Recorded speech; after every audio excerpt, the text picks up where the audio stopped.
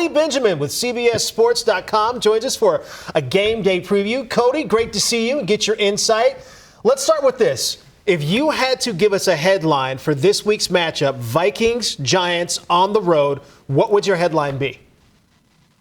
Oh, man. Well, thanks for having me on. I would say it starts with Sam Darnold. I would say, is Sam Darnold capable? And I guess the question is, what is he capable of delivering the Vikings this year? We're kind of feels like we've been in the same spot for about 5 to 7 years with the Vikings where they can't get out of that middle ground. They're always good enough that they're not going to bottom out, but they also haven't reached, gotten over the hump. And so I think it's a weird middle ground, middle territory with Sam Darnold where all of your hopes, the Vikings weren't going to come out and say J.J. McCarthy is our guy week one necessarily. Right. But this was a year about looking forward, and now that's kind of been put on hold a little bit. And so Sam Darnold, this is a chance for him to kind of redeem the arc of his career. And, yeah, he's never had a better setup. The question is, can he get the Vikings above that wild card territory? Yeah. Let's talk more about players. Who is a key Vikings player to watch and why?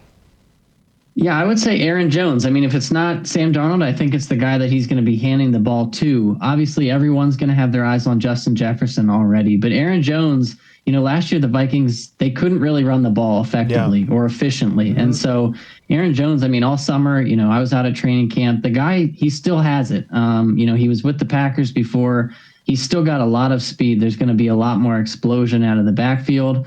So I think he is a guy that if anyone can take a burden off of Sam Darnold and they're not named Justin Jefferson, I think it is Aaron Jones. Okay, Cody, let's turn our attention to the opposing team, the New York Giants. Who would you say is the biggest threat? If you tell me it's Daniel Jones, we're going to end this interview right now.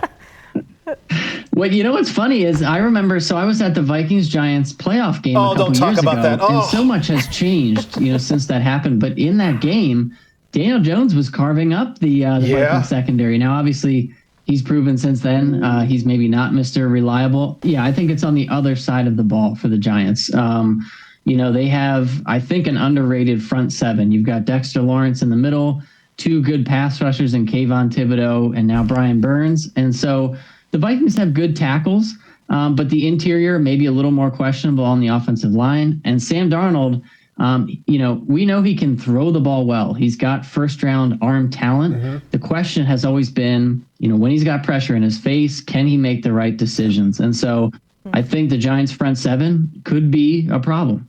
Do you have a score prediction for this weekend?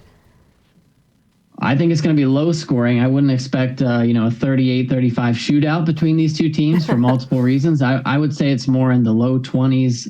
I do think the Vikings will win it. I know that the Giants are going to be probably more scrappy than some anticipate, but I think this is going to be a good launching point for Sam Darnold's attempt to kind of resurrect his career. So let's say 23-18 Vikings. I like where your head's at. Yeah. Cody Benjamin, CBSSports.com. Cody, thanks so much for your insight. We appreciate your time.